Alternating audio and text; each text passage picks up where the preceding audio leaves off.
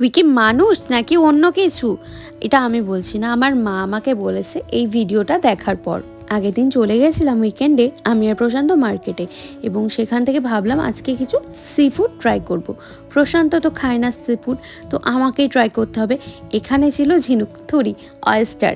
এই অয়েস্টারগুলো অনেক দিন ধরে ট্রাই করার আমার বহু দিনের ইচ্ছা, তাই আজকে নিয়ে নিয়েছিলাম একটা অয়েস্টার। আর একটা অয়েস্টার নিয়েতে ওটা লেগেছিল আমার ওই 5 টাকা, ওই আমাদের দেশীয় টাকায় প্রায় 500 টাকারও উপরে। তাই 500 টাকা খরচ করে একটা অয়েস্টার মানে একটা ঝিনুক খাবো, তো আবার কাঁচা, এটার মজাই আলাদা। সেটা শুনে যে কোনো মাই গালাগালি দেবে। এবং এখানে অয়েস্টারটা খাওয়ার জন্য চিলি সস, ভিনিগার, লেবু এসব ছিল, আর এইসব যুক্ত করে খাবারটা জাস্ট অতুলনীয় হয়েছিল। আমার মা এই ভিডিওটা দেখার পরে বলছে, তুই আমার সাথে কথা বলবি না, আমার সাথে তোর কোনো সম্পর্ক নেই, তুই কাঁচা জিনিস খাচ্ছিস। ভাই কী করে কাঁচা, কী করে মাকে বোঝায় এর যে কি অসাধারণ স্বাদ।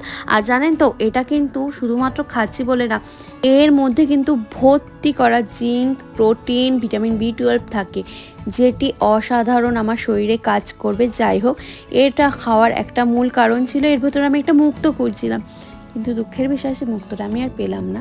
যাই হোক, জোকস অ্যাপার্ট, এখানকার অয়েস্টারগুলো দুর্দান্ত খেতে, এবং অনেকে লন্ডনে যারা থাকে তারা কিন্তু বড় মার্কেটে গেলে এখানে এই অয়েস্টার এবং অন্যান্য সি ফুড পেয়ে যাবে। Thank you.